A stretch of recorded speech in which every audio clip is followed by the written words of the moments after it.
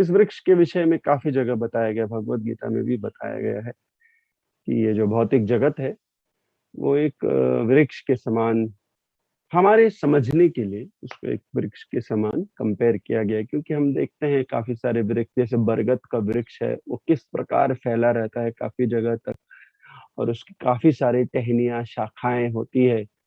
मतलब देखेंगे तो ऐसा विशाल लगे। उसी से कंपेयर करते हुए यहाँ पर ब्रह्मा जी बता रहे हैं कि ये जो भौतिक जगत है वो भी एक वृक्ष के समान है, जो दूर दूर तक फैला हुआ है, किसी को पता भी नहीं है कि कितना और कैसा। तो इस प्रकार से फैला हुआ है। इस वृक्ष के विषय में जैसे मैंने कहा, भगवत गीता में कहा गया, ऊर्ध्व मूलम अधो शाखो, एक ये वृक्ष लेकिन सामान्य वृक्ष नहीं है। ये वृक्ष उस वृक्ष के समान है जैसे हम किसी नदी के तट पर जाएंगे, तो वहां पर अगर कोई वृक्ष होगा तो उस वृक्ष की परछाई हमें इस नदी में दिखाई देगी। तो ये वृक्ष उस समान है। तो इसकी जड़ जो है ऊपर की ओर है और इसकी शाखाएं नीचे की ओर है। तो यहाँ पर स्पष्ट रूप से ब्रह्मा जी कह रहे हैं कि आप इस वृक्ष के जड़ है।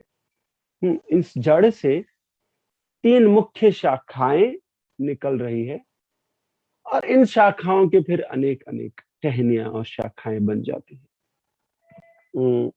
ये 3 शाखाएं कौन है, कोई बता सकता है? ब्रह्मा, शिवा और विष्णु। जी, धन्यवाद। ब्रह्मा, विष्णु और महेश, ये 3 मुख्य शाखाएं हैं। 3 क्यों चाहिए? 3 क्यों है, 4 क्यों नहीं है? सत्वगुण, रजोगुण, तमोगुण। बिल्कुल बिल्कुल सही। तो ये 3 गुण है, क्योंकि ये भौतिक जगत में गुणात्मक जगत है। क्योंकि ये गुणात्मक है, गुणों में डिविजन है, इसीलिए 3 लोग चाहिए। इसके सृजन, पालन एवं संहार के लिए 3 लोग चाहिए। यानी कि आध्यात्मिक जगत में ऐसे गुण नहीं है, नहीं, ऐसे गुण नहीं। यही अंतर है, यही अंतर है। ये जो गुण है आध्यात्मिक जगत में, केवल सत्व गुण, केवल विष्णु है। वहां पर विष्णु जो है, यहाँ पर जैसे कि यहाँ पे बताया गया है, वे पूर्ण अध्यात्म है। वे जब सृष्टि का प्रारंभ करते हैं तो ये 3 शाखाओं के माध्यम से इसका सृजन, पालन एवं संहार करते हैं। वे स्वयं ब्रह्मा बनते हैं सृजन के लिए। यानी कि आप जानते हैं कि इससे पहले हमने देखा है, उनके नाभि से ब्रह्मा जी प्रकट होते हैं एक कमल के पुष्प के भीतर। तो इसका अर्थ यह है कि ब्रह्मा जी जो है डायरेक्ट इनकारनेशन है विष्णु के। भले ही उन्हें शास्त्रों में जीव तत्व बताया गया है, लेकिन वो साधारण नहीं है। कोई भी जो विष्णु से या कृष्ण से डायरेक्टली रिलेटेड है, डायरेक्टली कनेक्टेड है, कोई भी साधारण नहीं है। उसी प्रकार शिव जी भी साधारण नहीं है। शिव जी भी ऑलमोस्ट विष्णु के ही लेवल पर है, ऑलमोस्ट। ये सब जो भगवान के साथ कार्य करते हैं, डायरेक्ट कार्य काम में लगे हुए हैं, कोई भी साधारण नहीं है। इनमें भी वही सारे गुण पाए जाते हैं जो भगवान में पाए जाते हैं, इसीलिए इन्हें भी भगवान कर संबोधित किया जाता है शास्त्रों में। तो इस प्रकार 3 शाखाएं बनी, फिर 3 शाखाओं से और अनेकानेक शाखाएं बनी। तो आध्यात्म जगत में केवल एक ही गुण है, सत्वगुण, जो तमो एवं रजोगुण से कलंकित नहीं होने के कारण शुद्ध सत्व कहा जाता है। तो ये शुद्ध सत्व को वासुदेव सत्व, विष्णु तत्व, अनेक नाम से जाना जाता है आध्यात्मिक। और उसमें क्या है, रजो और तमो गुण के ना होने के कारण अद्वितीय है, डुअलिटी नहीं है। यहाँ पर रजो और तमोगुण से जब सत्वगुण प्रभावित हो जाता है तो उसमें डुअलिटीज आते हैं, अच्छा बुरा, काला गोरा, अमीर गरीब, प्रेम द्वेष। इस प्रकार हर चीज का एक नेगेटिव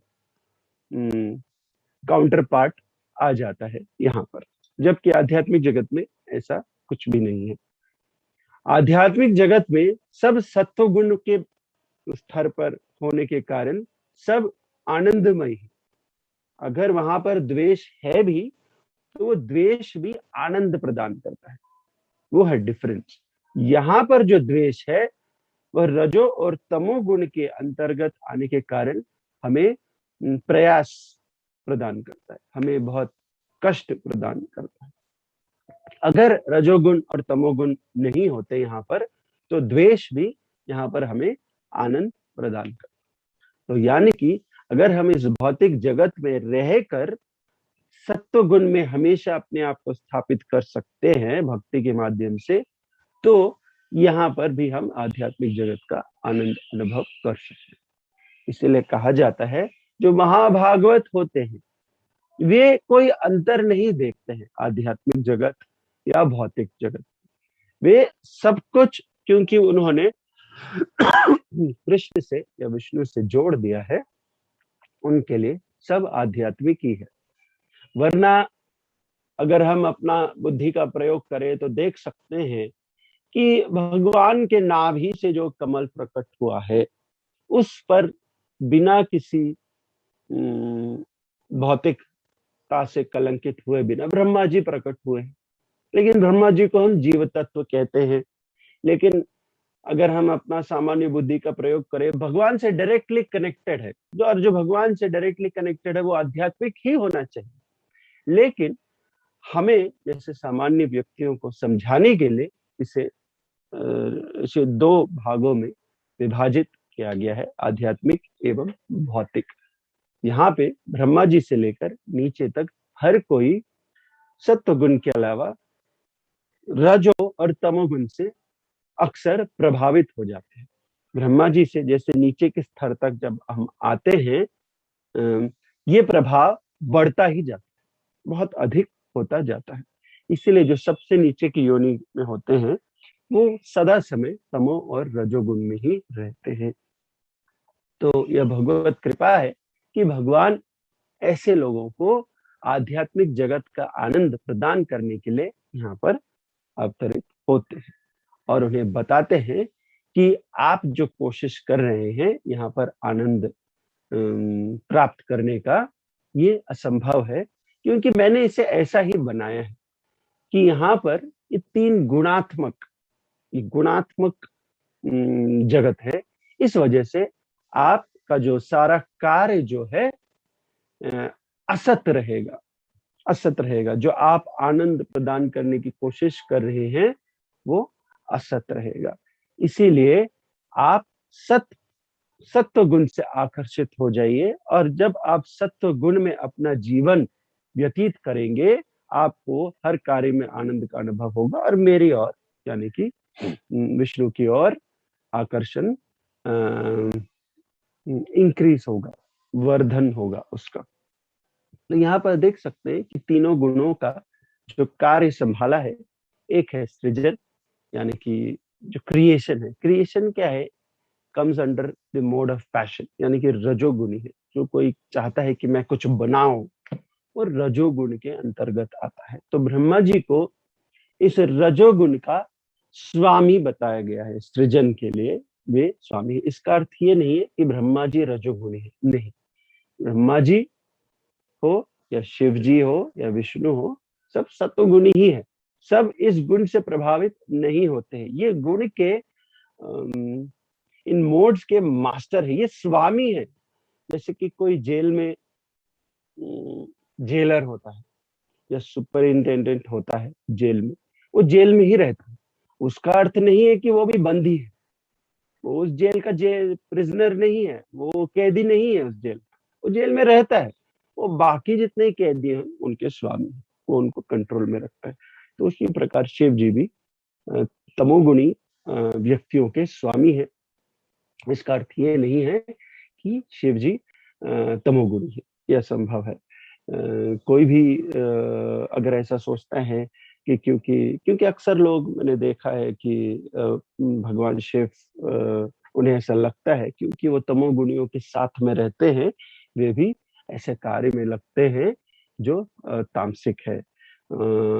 इसलिए वे उनकी नकल करने का प्रयत्न करते हैं। ऐसे मूर्ख लोगों को ये नहीं पता कि भले शिव जी कहीं पर भी रहे या फिर किसी भी कार्य करने वाले लोगों के साथ रहे, वे इससे प्रभावित नहीं होते हैं। वे अपने आप को सदैव इनसे अलग रखते हैं। शिव जी कहाँ रहते हैं? शिव जी कहाँ रहते हैं? कैलाश प्रभु जी। जी, शिव जी कैलाश में रहते हैं और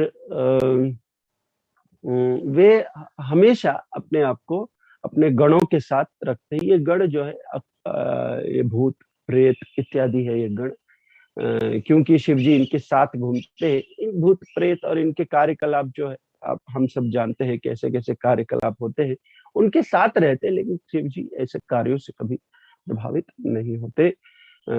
शिव जी कैलाश में रहते हैं और एक वृक्ष के नीचे रहते हैं। कौन से वृक्ष के नीचे रहते हैं?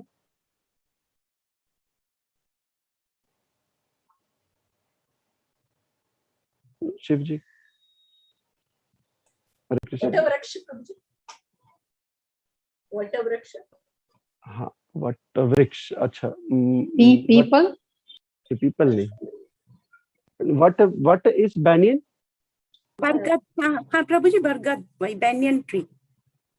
अच्छा, ओके। क्योंकि जहां तक मैंने पढ़ा है भागवत में, वो एक बेल के वृक्ष के नीचे रहते हैं।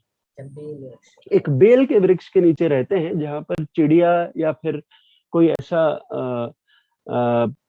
प्राणी नहीं आते हैं और उनको डिस्टर्ब नहीं करते हैं। वे वहां पर सदा समय ध्यान में लगे रहते हैं। और शास्त्र में अगर आप देखेंगे आगे जाकर काफी सारे जगह पर आप देखेंगे कि शिव जी सदा समय विष्णु पर ध्यान कर रहे हैं। ये जब प्रचेताओं से उनकी मुलाकात होगी तो ये स्पष्ट रूप से वो एक अध्याय में बताएंगे कि वो क्या करते हैं उस वृक्ष के नीचे बैठकर सदा समय। तो इस प्रकार वे ध्यान करते हैं और जब सृष्टि का संहार करने का समय आता है, वे विष्णु के आज्ञा अनुसार अकेले ही संहार कर देते हैं। सारा सृष्टि वो भस्म कर सकते हैं। तो आप सोच सकते हैं कि ब्रह्मा हो या विष्णु हो या शिव हो, ये कोई भी साधारण नहीं है। ये सब वो जो जड़ है उनसे ही निकला है। वो जड़ जो है यहाँ पर जैसे बताया गया स्वयं विष्णु। विष्णु जब कहते हैं विष्णु तत्व में भी अलग अलग स्वरूप रूप इत्यादि है। इन अलग अलग स्वरूपों के माध्यम से हम भगवान को जान सकते हैं। सारे स्वरूप सारे रूप विष्णु तत्व जितने भी है एक समान शक्तिमान है। इसमें कोई ऐसा कोई ये नहीं कह सकता कि जो श्री राम है वे नरसिंह से, या फिर नरसिंह है वो वामन से, या वामन जो है वे कृष्ण से कम शक्तिमान है। ऐसा कोई कह नहीं सकता। इसको एब्सोल्यूट कहते हैं, अद्वैत ज्ञान। सभी जो है एक प्रकार से एब्सोल्यूटली एम्पावर्ड, एब्सोल्यूटली पावरफुल है, शक्ति सर्वशक्तिमान है सभी। लेकिन अलग अलग अवतार में अलग अलग कुछ गुण हैं जो वे प्रकट करते हैं और दूसरे अवतारों में वे प्रकट नहीं करते।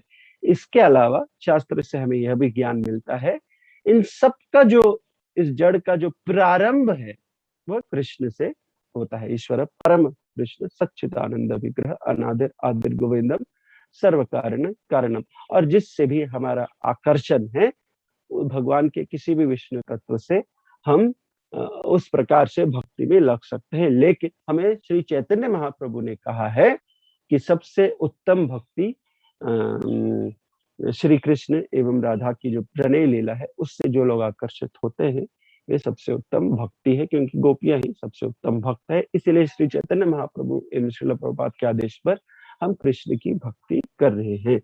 तो इस प्रकार जिस प्रकार से अग्नि अलग अलग रंगों में प्रकट होती है, जैसे आप देख सकते हैं अगर कोई लकड़ा जल रहा हो तो अग्नि पीला रंग दिखाएगा। अगर ब्यूटेन गैस जैसे लाइटर में होता है उससे अगर हम देखेंगे तो अग्नि लाल दिखेगा। कभी कभी एलपीजी सीएनजी चालू करेंगे तो अग्नि ब्लू दिखेगा, इस प्रकार ग्रीन भी दिखता है कभी कभी अग्नि, कभी कभी पिंक दिखता है। लेकिन अग्नि अग्नि है, अग्नि अग्नि है। ऐसा कोई नहीं बोल सकता कि इस अग्नि में कम तेज है, उस अग्नि में कम हीट है, उस अग्नि नहीं, सब अग्नि अग्नि है, क्योंकि ये अलग अलग रंगों में प्रकट हो रहे हैं। इसका अर्थ ये नहीं है कि एक अग्नि दूसरे अग्नि से ऊपर है या फिर एक अग्नि दूसरे अग्नि से तेज है, ऐसा नहीं है।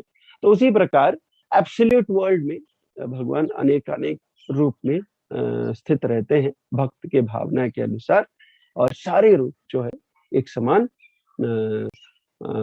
पावरफुल है। लेकिन कृष्ण स्वयं संभव परम को मान, ये शास्त्र में हमें जो कृष्ण जो है वो सबसे पहले, एक और जगह दूसरा उदाहरण दिया गया, अगर हम किसी जगह पर जाकर देखेंगे कि वहां पर कई सारे कैंडल्स या फिर मोमबत्ती जलाए गए हैं, सामान्य बुद्धि से हम समझ सकते हैं कि इसमें से कोई एक मोमबत्ती होगा जो पहला प्रकाशमय हुआ। वो पहला मोमबत्ती जो है यहाँ पर कृष्ण है शास्त्र के अनुसार, इसलिए उन्हें परम ईश्वर परम कृष्ण, बाकी सब उनसे ही आए हुए हैं। तो यहाँ पर मैं इसलिए ये सब ये इसलिए बता रहा हूँ क्योंकि यहाँ पर बताया कि एक जड़ के विषय में, और जड़ से 3 शाखाएं निकल रही है। ये 3 शाखाएं भगवान की गुण अवतार है। ये गुण अवतार जो है, एक ब्रह्मा है, एक विष्णु है, एक शिव जी है। उसी प्रकार ये शाखाएं अनगिनत है। इसमें शास्त्र में कुछ शाखाओं के विषय में हमें ज्ञान दिया हुआ है, लेकिन विष्णु के जो विस्तार है वो अनंत है, अनगिनत है। कोई बता भी नहीं सकता कि कितनी सारी अवतार या कितने सारे शाखाओं में वे अपने आप को बांट रहे हैं इस भौतिक जगत के पालन के लिए, सृजन के लिए एवं संहार के लिए, अलग अलग इस प्रकार अलग अलग कार्यों के लिए वे शाखाओं में बांट रहे हैं। तो यहाँ पर ब्रह्मा जी कहते हैं, लेकिन जो भी है, आप लोक रूपी वृक्ष की जड़ है। यह वृक्ष सर्वप्रथम भौतिक प्रकृति को 3 तनों के रूप में मुझ शिव तथा सर्वशक्तिमान आपके रूप में सृजन, पालन तथा संहार के लिए भेद कर निकला है, और हम तीनों से अनेक शाखाएं निकल आई है। इसलिए हे विराट जगत रूपी वृक्ष, मैं आपको नमस्कार करता हूँ। तो जो व्यक्ति बुद्धिमान है वो जानता है कि हम सभी लोगों ने वृक्ष देखा है, हम सभी लोगों को पता भी है कि वृक्ष के जड़ में जब जल डाला जाता है, सारा जल अपने आप शाखाओं में एवं टहनियों में एवं पत्तों में एवं फूल में चला जाता है। अलग अलग से पानी इन सभी शाखाओं में या फिर जड़ों में पत्तियों में डालने की आवश्यकता नहीं है, क्योंकि यह करना संभव भी नहीं है।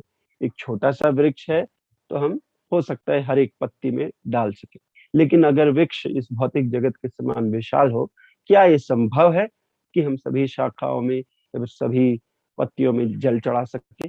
नहीं।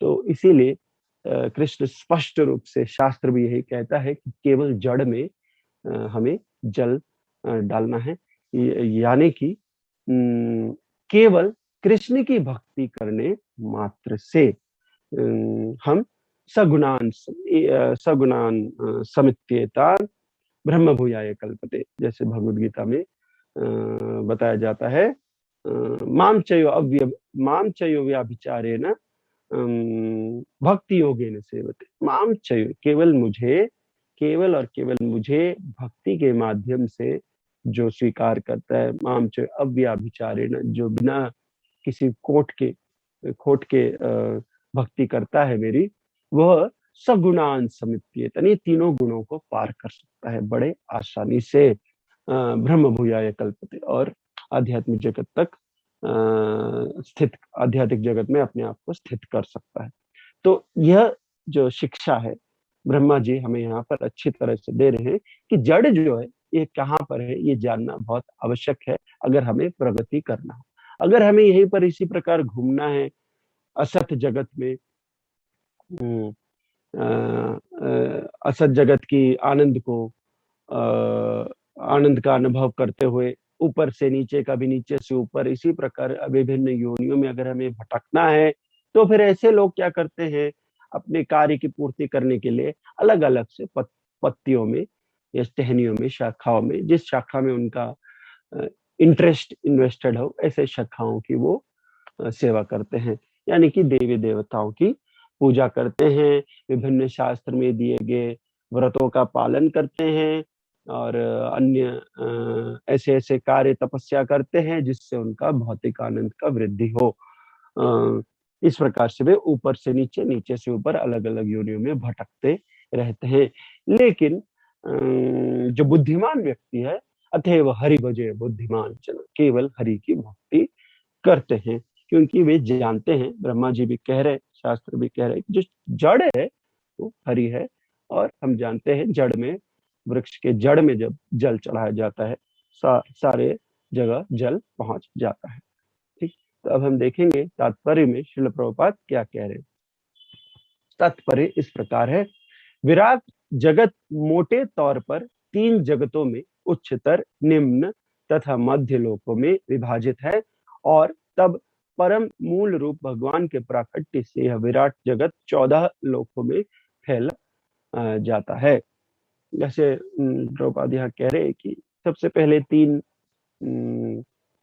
अपर planetary system, middle and lower planetary system, इसको फर्दर डिवाइड कर दिया जाए तो 14 भुवन लोक कहते हैं, त्रिलोक भी कहते हैं, 14 भुवन लोक भी कहते हैं। 7 नीचे है, मध्य में हमारा जो धरती है भूलोक, और उसके ऊपर 6 और महर्लोक, इंद्रलोक, चंद्रलोक, इस प्रकार तपरलोक, सत्यलोक, इस प्रकार 6 आगे ऊपर भी है। तो इस प्रकार 14 भुवन लोक इसे माना जाता है। ये इस सृष्टि, इस यूनिवर्स की बात हो रही है। ऐसे कई ब्रह्मा हैं जो इससे विशाल जगत में प्रकट होते हैं, ऐसे कई शिव हैं जो इससे भी विशाल जगत में प्रकट होते हैं, ऐसे कई विष्णु हैं जो इससे भी विशाल जगत में प्रकट होते हैं। ये जो शास्त्र दिया गया है हमारे समझने के लिए, जो इस यूनिवर्स में रहते हैं, इस यूनिवर्स में ये 14 डिविजन्स है इस शास्त्र के अनुसार। भौतिक प्रकृति जो विराट जगत का कारण प्रतीत होती है, केवल कारण अथवा भगवान की शक्ति है। इसकी पुष्टि भगवत गीता में हुई है, मया दक्षेण प्रकृति सूयते स चराचरम। केवल भगवान के अधिक्षण में भौतिक प्रकृति समस्त सृजन, पालन तथा संहार का कारण प्रतीत होती है। भौतिक प्रकृति, जैसे कि हमने देखा, ये असत है, और आध्यात्मिक प्रकृति सत है। असत होने के कारण यहाँ पर सृजन, पालन एवं संहार की आवश्यकता है। इसलिए यहाँ पर भगवान 3 रूप लेते हैं, ब्रह्मा, विष्णु एवं महेश।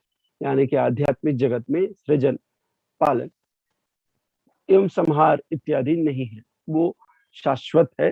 तो यहाँ पर उस प्रकार, वहां पर इस प्रकार की जो इनकारनेशन है, आवश्यकता नहीं है। तो क्या होता है जब यहाँ पर सब कुछ समाप्त हो जाएगा, तो शास्त्र के अनुसार ब्रह्मा जी और शिव जी वापस विष्णु तत्व बनकर आध्यात्मिक जगत में चले जाएंगे। ये होता है। ठीक है, तो यहाँ पर भौतिक जगत जो है 3 गुणों से गुणात्मक होने के कारण ये असत है। असत यानी कि क्या है?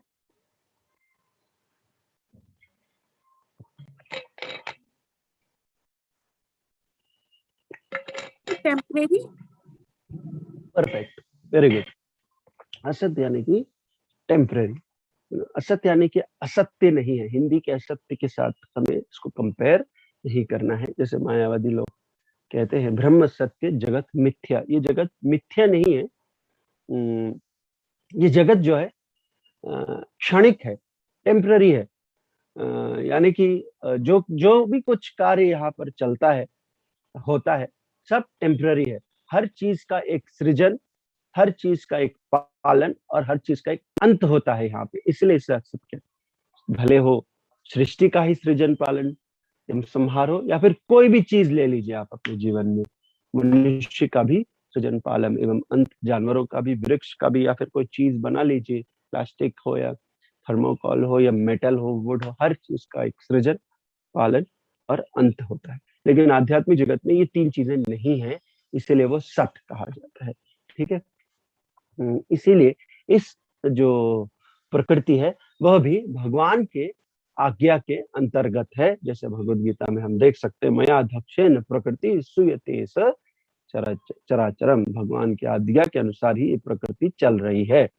भगवान पालन, सृजन तथा संहार के लिए अपना विस्तार क्रमशः विष्णु, ब्रह्मा तथा शिव इन तीनों रूपों में करते हैं। तो विष्णु, ब्रह्मा एवं शिव के रूप में भगवान अपने आप को विस्तारित करते हैं।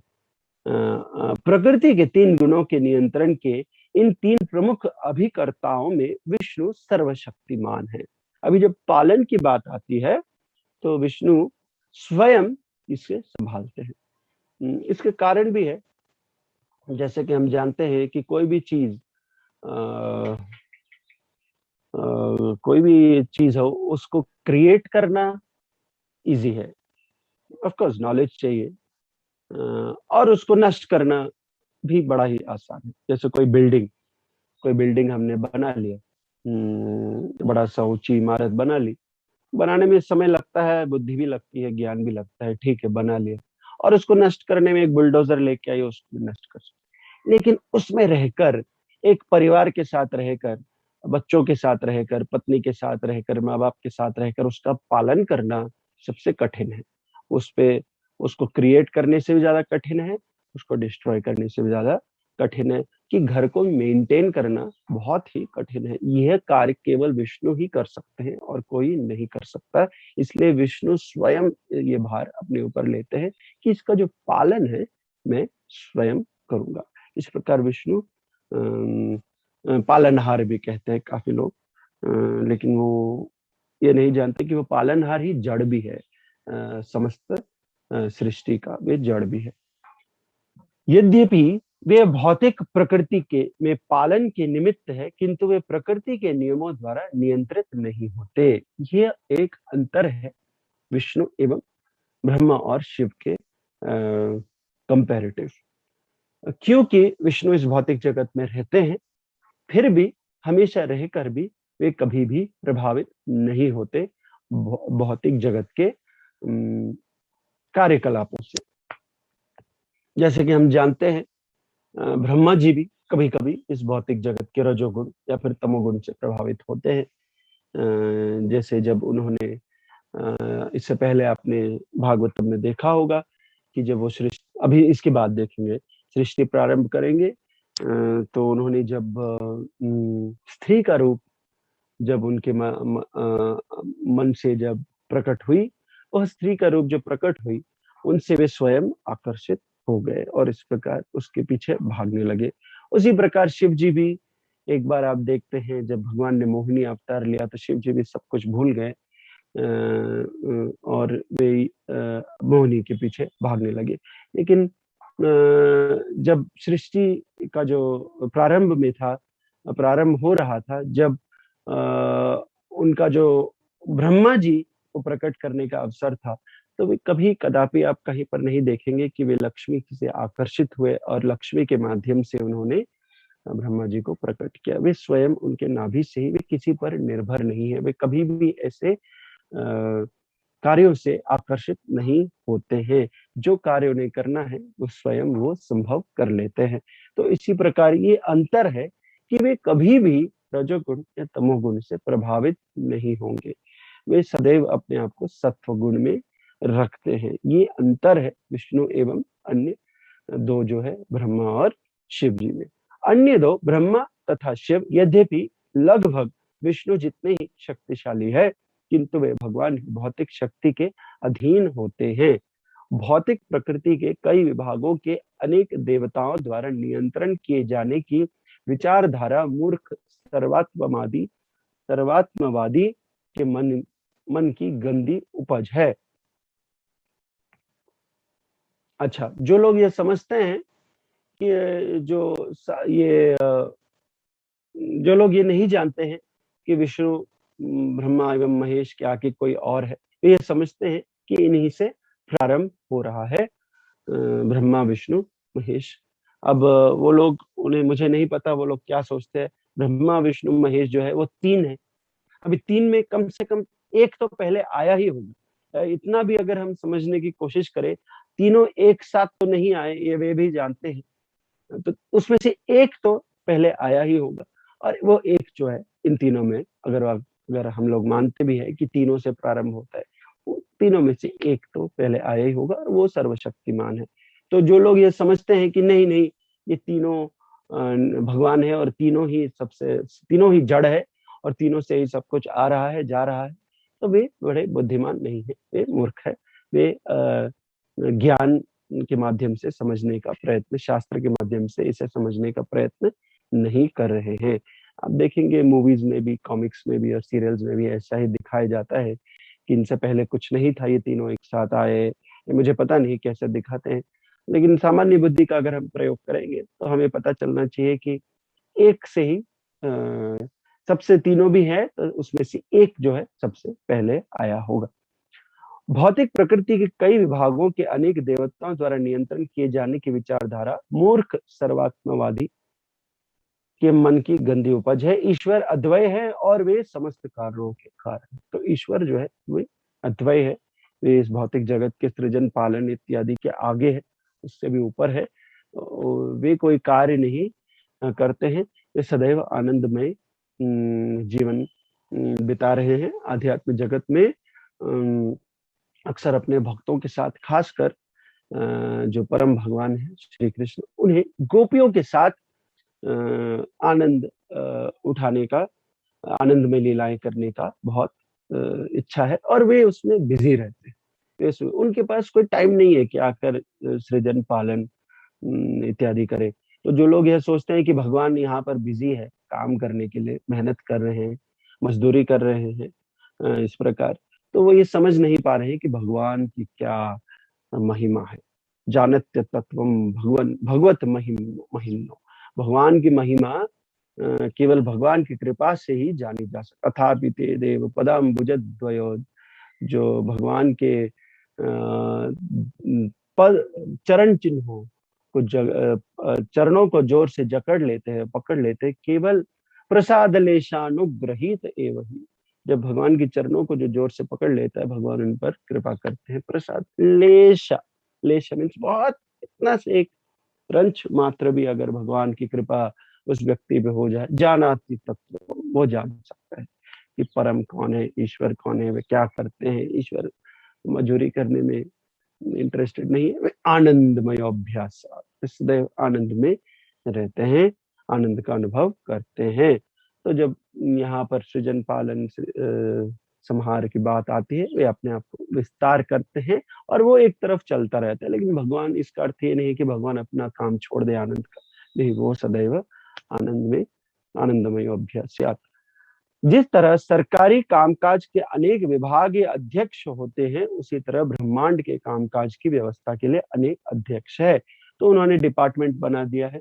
ये तीनों जो है हेड ऑफ डिपार्टमेंट है, ब्रह्मा विष्णु महेश, और इनसे अनेक अनेक देवतागण भी प्रकट होते हैं, और ये सब देवतागण अलग अलग डिपार्टमेंट संभालते हैं। निर्विशेषवादी अल्प ज्ञान के कारण यथारूप वस्तुओं की स्वयं की व्यवस्था में विश्वास नहीं करते, किंतु इस श्लोक में स्पष्ट बताया गया है कि हर वस्तु साकार है, वह निराकार या निर्विशेष नहीं है।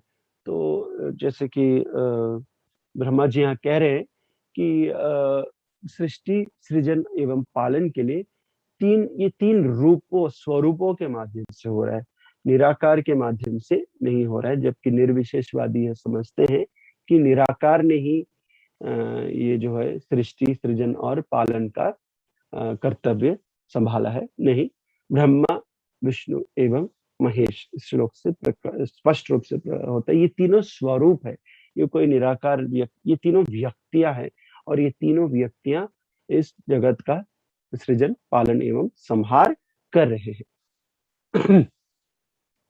प्रस्तावना में हम पहले ही इस बात की व्याख्या कर चुके हैं, और इस श्लोक में इसकी पुष्टि हुई है। भौतिक जगत रूपी वृक्ष का वर्णन भगवद गीता में उस अश्वत्थ वृक्ष के रूप में हुआ है जिसकी जड़ें ऊपर को है। जब हम किसी जलाशय के तटवर्ती वृक्ष के प्रतिबिंब को देखते हैं, तो हमें ऐसे ही वृक्ष का वास्तविक अनुभव होता है। ये हम पहले भी डिस्कस कर चुके हैं। जल में वृक्ष का प्रतिबिंब इसकी ऊर्ध्वमुखी जड़ों से नीचे लटकता प्रतीत होता है। यहाँ जिस सृष्टि रूपी वृक्ष वर्णन हुआ है वह सत्य का प्रतिबिंब मात्र है, और यह सत्य पर ब्रह्म विष्णु है। यानी कि वो जो जल में जो दिख रहा है वो केवल प्रतिबिंब है। वास्तविक वृक्ष आध्यात्मिक जगत में है और वो विष्णु है, और विष्णु की जो छाया है वो 3 रूपों में यहाँ पर दिखाई पड़ रहा है हमें, ब्रह्मा विष्णु एवं महेश, और अनेक अनेक शाखाएं इसके बाद देवता देवी देवताओं में बट रहा है। लेकिन ये जो है, जो भी दिख रहा है हमें, ये जो वृक्ष है वो केवल असली वृक्ष की जो प्रतिबिंब या फिर छाया है। वैकुंठ लोकों की आंतरिक शक्तिमान अभिव्यक्ति में वास्तविक वृक्ष विद्यमान है, और भौतिक प्रकृति में प्रतिबिंबित वृक्ष इसी वास्तविक वृक्ष का प्रतिबिंब मात्र है। निर्विशेषवादियों का यह सिद्धांत कि ब्रह्म समस्त विविधता से शून्य होता है झूठा है। तो ये बड़ा ही सिंपल है समझना। अगर यहाँ पर वृक्ष है, जो हमें यह भी पता है प्रतिबिंब है, छाया है, तो यहाँ पर जो सारी चीजें हैं, अगर छाया है तो वो सारी चीजें ऊपर भी होनी चाहिए आध्यात्मिक जगत में भी, है कि नहीं? तो कॉमन सेंस, अगर मुझे नदी में वृक्ष की जो प्रतिबिंब में सब कुछ दिखाई पड़ रहा है, वृक्ष है, टहनियां हैं, फल है, फूल है, शाखाएं हैं, और मैं जानता हूं ये प्रतिबिंब है, तो ऊपर भी एक और वृक्ष होना चाहिए, और उस वृक्ष में भी ये सारी चीजें होनी चाहिए। ये सामान्य बुद्धि से अगर हम सोचेंगे तो सब आसानी से समझ, लेकिन उनका कहना है नहीं नहीं, ये प्रतिबिंब होगा, हो सकता है, लेकिन ऊपर कुछ नहीं, ऊपर फिर कैसे प्रतिबिंब हुआ? फिर यहाँ पर भी वैरायटी लेस होना चाहिए था, यहाँ पर भी सब कुछ निर्विशेष होना चाहिए था, यहाँ पर भी निर्गुण होना चाहिए, यहाँ पर भी निर्व्यक्तिगत होना चाहिए था, लेकिन यहाँ पे हम सब व्यक्ति हैं, यहाँ पर वैरायटीज, अलग अलग लोग हैं, अलग अलग स्पीशीज है, अलग अलग योनियां है, ये सब वहां पर भी होना चाहिए। अंतर केवल इतना ही है, यहाँ सब कुछ असत है। असत यानी कि टेम्पररी है। टेम्पररी क्यों है? रजोगुण और तमोगुण से प्रभावित हो जाता है, इसलिए टेम्पररी हो जाता है। इसलिए हर चीज का यहाँ पर सृष्टि, पालन एवं संहार होता है, जबकि ये जो रजोगुण और तमोगुण है ये वहां पर नहीं है, इस वजह से वहां पर सब कुछ इटर्नल है। तो यहाँ पर प्रभुपाद कहते हैं कि वो जो शून्य होता है ऐसा समझना झूठा है, क्योंकि भगवद गीता में वर्णित प्रतिबिंबित वृक्ष असली वृक्ष के प्रतिबिंब होने के बिना विद्यमान नहीं रह सकता। जैसे कि हम सभी जानते हैं प्रतिबिंब अपने आप नहीं आ सकता, उसकी जो असली जो रूप है वो कहीं ना कहीं होना चाहिए। असली वृक्ष आध्यात्मिक प्रकृति के नित्य अस्तित्व में स्थित रहता है, जो दिव्य विविधता से पूर्ण है, और भगवान विष्णु उस वृक्ष की भी जड़ है। भगवान विष्णु इस वृक्ष की भी जड़ है, उस वृक्ष की भी जड़ है।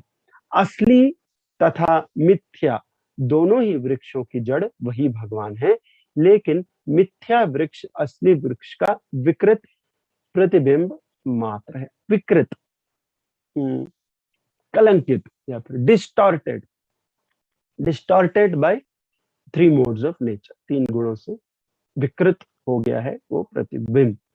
यहाँ पर ब्रह्मा अपनी ओर से तथा शिव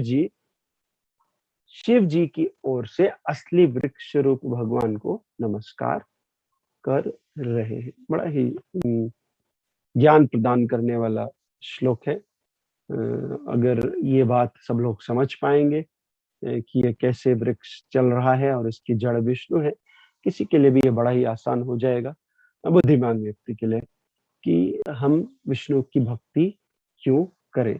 तो जो महाभागवत होते हैं, जो विष्णु की इस पोजीशन को समझ चुके हैं, वे कोई अंतर नहीं देखते हैं भौतिक एवं आध्यात्मिक। इसीलिए हम देख सकते हैं कि आचार्यों के शरीर को भी हम आध्यात्मिक ही कहते हैं, और उनकी जो समाधि है, वे जब इस जगत को छोड़ देते हैं, उनकी समाधि का भी हम नमन करते हैं। उनके वास्तविक रूप में हम देखते हैं कि भगवद गीता में कहा गया है कि ममई वह अंशो, जो जीवभूत है, जो आत्मा है, भगवान का अंश है, तो शरीर भी भगवान से ही आया है। तो जो महाभागवत होते हैं वे समझ जाते हैं कि केवल आत्मा की इंद्रियों को जागृत करके भगवान की सेवा में नहीं लगाना है, शरीर की इंद्रियों को भी जब वो नित्य रूप से भगवान की सेवा में लगाते हैं तो शरीर भी आत्मा के समान आध्यात्मिक हो जाता है। इसलिए उनका शरीर भी उसी प्रकार स्वच्छ निर्मल हो जाता है, इसलिए उनका शरीर भी पूजनीय है। तो इसीलिए आचार्यों का हम समाधि में नमन करते हैं। वे कोई अंतर नहीं देखते हैं, लेकिन ये सबके लिए संभव नहीं है। सामान्य लोगों के लिए इतना समझना ही बहुत सफल है। अगर इतना समझ जाए कि जो हम जीव है जो शरीर के भीतर निवास कर रहे हैं, हम इस भौतिक जगत के वासी नहीं है, हम वास्तव में कृष्ण के अंश है। हमें इस शरीर को मनुष्य जीवन के माध्यम से इस ज्ञान को प्राप्त करके उसे अपने जीवन में उतार कर इस शरीर के बोट शरीर के माध्यम से इसको नाव बनाकर इस महा भवसागर को पार करके उस पार हम जा पाएंगे। ये केवल मनुष्य जीवन में ही संभव है। अगर हम इसे छोड़ देंगे और दूसरा योनि प्राप्त कर लेंगे तो उसमें संभव नहीं है। तो बहुत आवश्यक है कि मनुष्य जन्म प्राप्त करने के बाद हम सभी भगवान विष्णु की भक्ति करें। बहुत बहुत धन्यवाद। किसी को कोई प्रश्न हो इस विषय में तो मुझसे पूछ सकते हैं। हरे कृष्णा कृष्ण कृष्ण हरे हरे, हरे राम राम राम हरे।